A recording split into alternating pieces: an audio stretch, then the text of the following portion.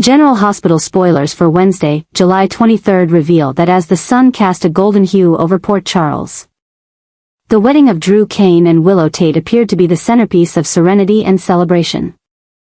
The cathedral had been transformed into a vision of elegance, pews adorned with white roses and soft linen, strings of delicate pearls cascading from the chandeliers, and sunlight breaking through stained glass in gentle beams that danced on the marble floor. But beneath the grandeur, a storm had begun to brew. And at the heart of it was Nina Reeves, once dismissed as volatile, now on the verge of a revelation so disturbing, so unrelenting, that it would shake the entire foundation of the day. What had started as a quiet suspicion had grown into an all-consuming obsession, one Nina could no longer suppress. For weeks, she had watched from the periphery, biting her tongue, struggling to silence the voice within her that whispered, then screamed, that something was terribly wrong. At first, she believed it was jealousy, that old, bitter ache in her chest when Willow turned to Drew for support rather than her. But this was different. This wasn't envy. It was fear. And it was growing stronger with every passing day. Drew's composure, once charming, now felt rehearsed. His attentiveness toward Willow, once endearing, had become suffocating. There was something hollow behind his eyes. Something calculated in his every move.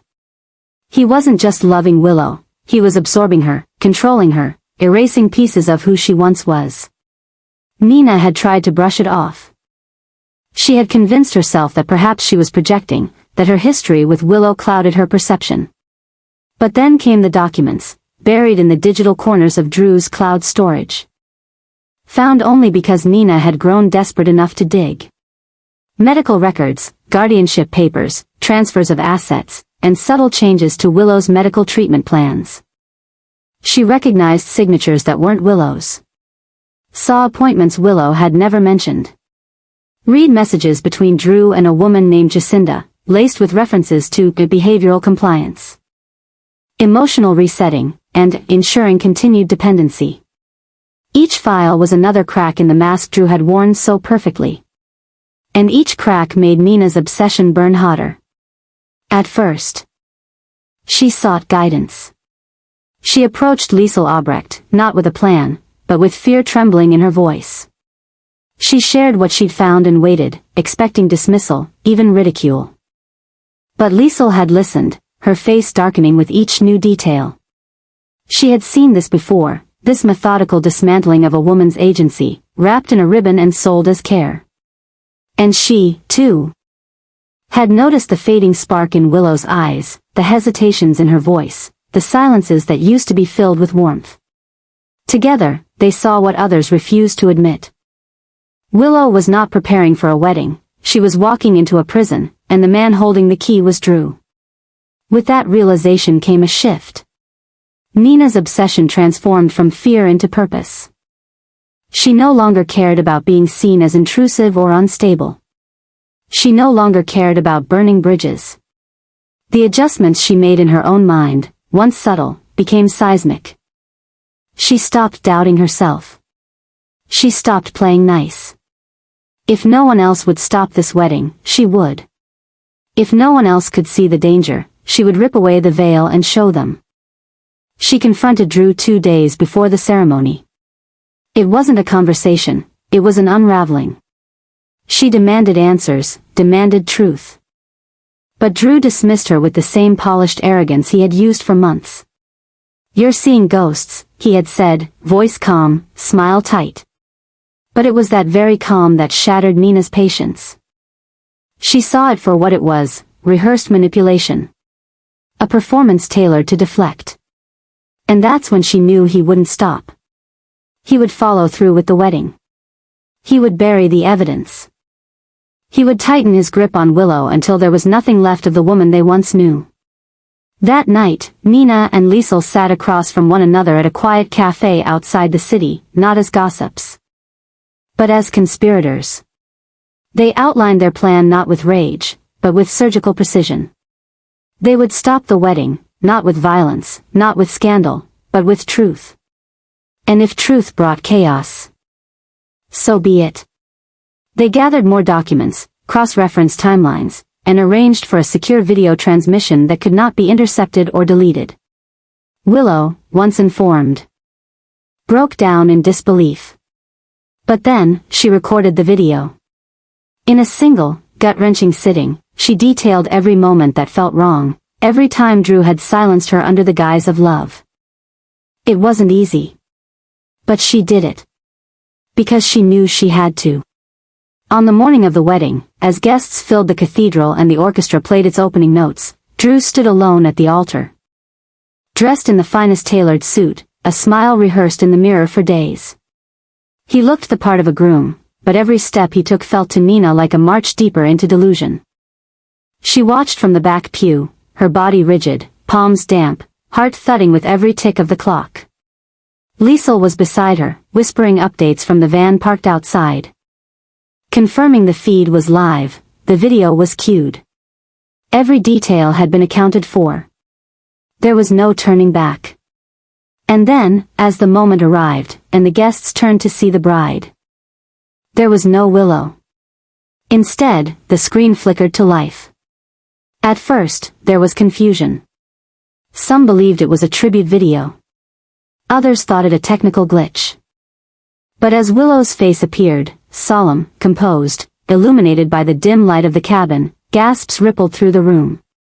Her voice, quiet but clear, filled the cathedral like a hymn of truth.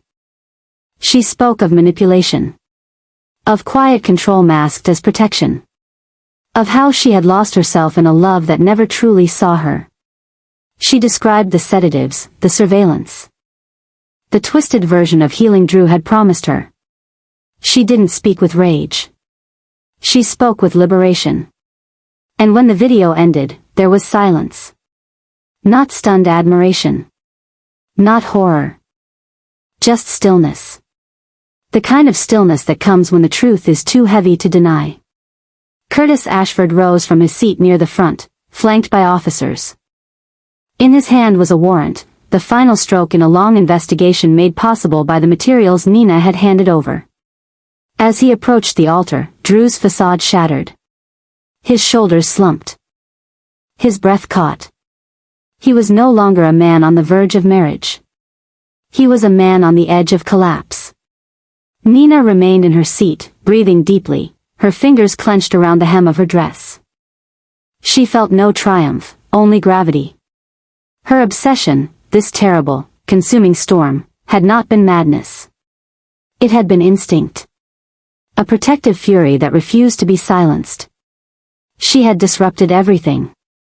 She had dismantled reputations, destroyed illusions, and risked every relationship she had left. But she had done what no one else would. She had saved Willow. Not just from Drew, but from the story he had written for her. And as Drew was led away in handcuffs, as murmurs swept through the cathedral like wind through leaves, Nina stood. Her legs shook. But she walked steadily down the aisle, past the guests, past the shattered altar, past the place where a ceremony of lies had nearly occurred. Liesl met her at the doors, and together, without a word, they stepped into the sunlight. Behind them, the cathedral no longer felt sacred. It felt hollow. But for Nina, the obsession that had nearly broken her had instead become her greatest clarity. The adjustments she made within herself, radical, relentless, and terrifying, had been necessary. And in choosing madness over silence, truth over comfort, she had ensured that Willow would never again be held captive in a gilded cage. She had burned it down. And from the ashes, something real would rise. Jason's return to Port Charles was not marked by celebration or homecoming, but by the quiet, all-consuming storm of obsession. Ever since that moment in the Paris airport, when his eyes caught a fleeting glimpse of a woman moving through the crowd with the same posture, the same hair, the same impossible familiarity, everything changed. He had been preparing to move forward, to bury the past beneath layers of silence and purpose. But in that instant, everything fractured. The image of Britt walking away, not as a memory but as something real, resurrected the deepest corners of his grief and replaced them with relentless determination. He could no longer allow doubt to define him. That glimpse became his new compass, and Jason was not the kind of man to ignore what his gut told him was the truth. From that second forward, there was no turning back. The flight from France was a blur of turbulence and urgency, but it wasn't the jet's movement that unsettled him, it was the accelerating storm inside his mind. Jason sat stiffly for hours, staring through the darkened window, seeing nothing but her silhouette replayed again and again behind his eyes. He didn't sleep, he didn't think of anything else. He didn't allow himself to consider the possibility of being wrong. Britt had been declared dead, mourned, buried in collective memory. But Jason had never been given the closure of truth. Only a chain of assumptions and hurried conclusions. Something inside him, some primal, immovable part, refused to believe she was gone. Now that he had seen her, or someone who could only be her. That part roared back to life with such force it eclipsed everything else. He had lived through betrayal, war, and death, but nothing had prepared him for the weight of this obsession. It wasn't just about love. It was about justice. It was about answers. Port Charles had not changed, but it felt alien upon his return. People welcomed him back with polite curiosity. But Jason offered them nothing in return. His silence became sharper. His movements more mechanical. He wasn't back to reconnect or rebuild. He was here to find her. And he would burn down every wall between them if he had to. The more he investigated, the more disturbing fragments he uncovered. Old medical reports, inconclusive autopsy results. Encrypted WSB memos, scattered pieces that when gathered, pointed towards something far more sinister than an accident. There was no body.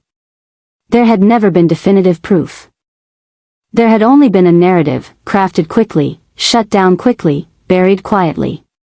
The more Jason looked, the more he realized this was never about grief. It was about control. Anna had been focused on her own investigation into the inner workings of the WSB when Jason's obsession began to overlap with her mission.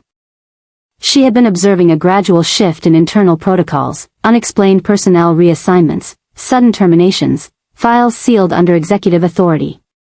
It all suggested a cover-up. Something massive, and when Jason returned with his conviction that Britt was alive, she could no longer dismiss the possibility. She didn't fully trust his instincts. But she trusted the chaos surrounding his pursuit. The agency had clearly adjusted something. Scrambled internal systems, rewrote mission logs, silenced entire teams. Those were not the actions of an organization responding to tragedy. They were the signs of fear, of truth hiding behind a curtain of control. Jason had no time for subtlety. Every lead that emerged became a trail he followed with surgical precision. A blurred photograph from a roadside surveillance cam near Prague. A witness who described a woman speaking fluent English with a slight German accent in a Balkan medical tent. An intercepted communication that referenced a patient with a false identity who had undergone facial reconstruction.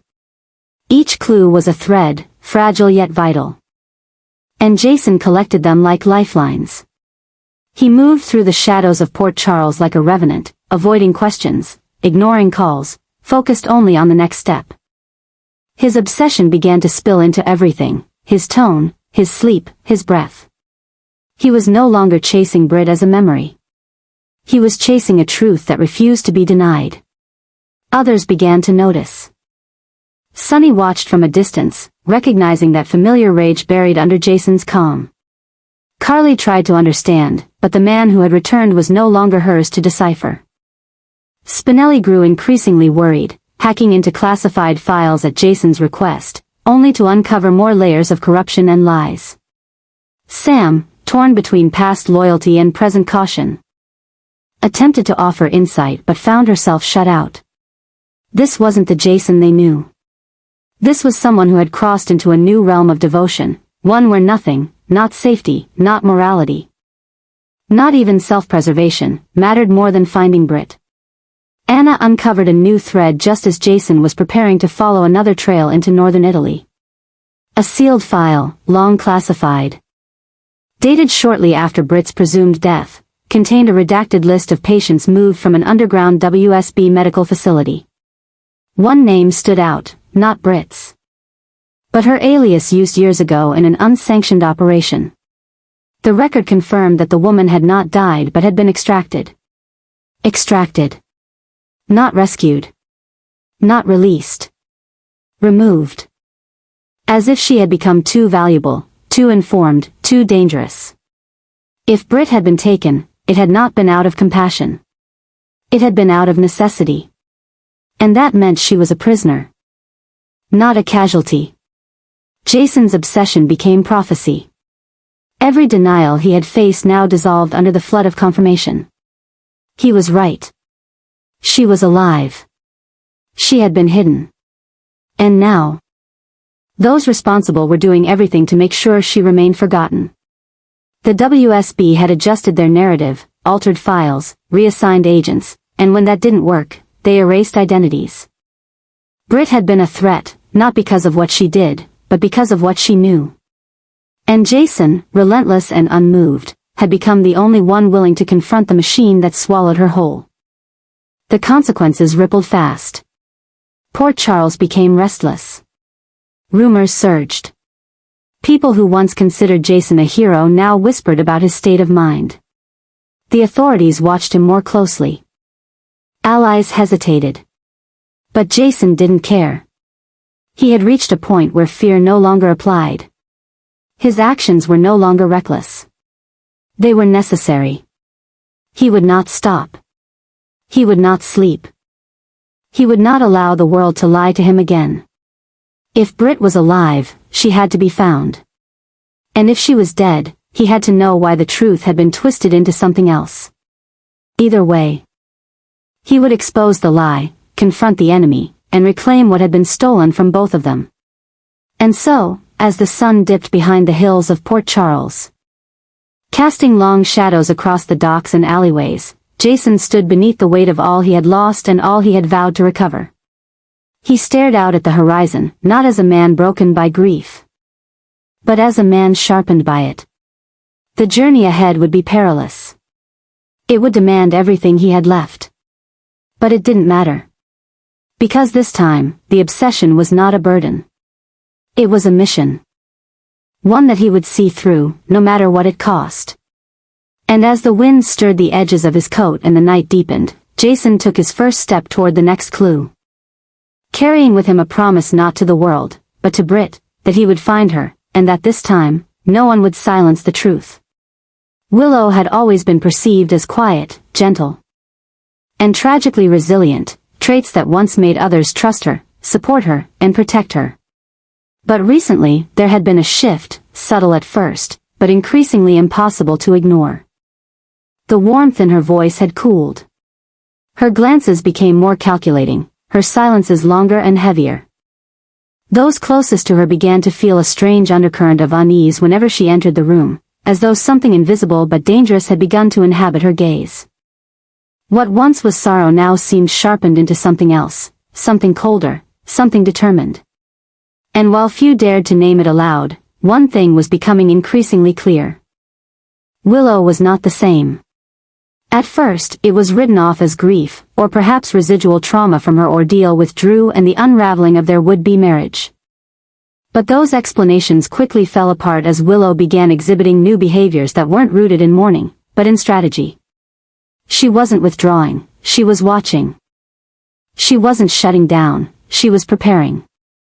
And while Port Charles went about its rhythm, unaware of what was brewing beneath the surface, Willow was quietly putting a plan into motion. A plan that, if realized, would turn personal tragedy into a public catastrophe. There had always been a fierce maternal instinct in Willow, one that made her sacrifice time, energy, even parts of her own identity to protect Wiley and Amelia. But now, that instinct had twisted into obsession. What had once been nurturing had become possessive. She no longer spoke about co-parenting or building bridges with Michael or the Corinthos family. Her tone had shifted, she spoke about freedom, escape, and reclaiming what's mine. Those closest to her began to realize that she no longer saw Wiley and Amelia as shared responsibilities, but as something she had to rescue. From what, no one was sure. But in Willow's mind, a new reality had taken hold, one where everyone else had failed her, and only she could protect her children from the world. This wasn't a woman grieving the end of a relationship. This was a woman spiraling into a belief that she had been robbed of something essential, and the only way to restore it was through action. Her plan took form quietly, methodically. She revisited locations from the past, motels on the edge of town, forgotten cottages outside the city limits, rental agencies that didn't ask too many questions. She wiped clean digital footprints, switched between burner phones, and began accumulating supplies, clothes, children's toys, documents forged with new names. What she was building was not a new life. It was an escape route. Willow had started to map out a timeline, a route, a series of plausible lies. She had learned from Drew, from Nina, even from her own mistakes. She understood now how people covered their tracks, how they manipulated perception, and she was applying every lesson with surgical precision. She waited until she was alone with Wiley a little more often, tested reactions, observed responses. She subtly questioned Amelia's routine, memorized her habits, and gauged just how long she could disappear before anyone would raise alarms. It wasn't erratic. It was meticulous. But despite the planning, Willow's mind was unraveling under the weight of her own delusions. She had started speaking about threats no one could confirm. She believed there were people watching her, conspiring to keep her children from her, not Michael, not Carly, not the courts, but a vague, looming they that had inserted themselves into her life through manipulation, lies, and betrayal. The more she fixated on it, the more her reality bent around the idea that the only way to preserve what remained of her soul was to run with the children, before it was too late. Friends began to notice the change, but they didn't understand its depth. Brooke Lynn thought Willow was simply overwhelmed and offered to help with the kids. Elizabeth mentioned therapy.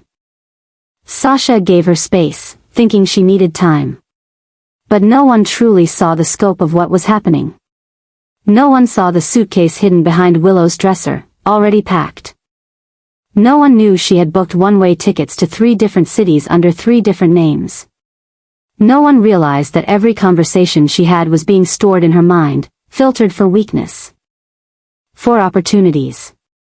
Willow was moving under the radar, and she believed she was saving her children from a future they couldn't yet understand. The date she selected was precise, 2 weeks from now. During a local holiday when the town's attention would be elsewhere. She would take Wiley from his after-school program, pick up Amelia during a visitation switch, and vanish.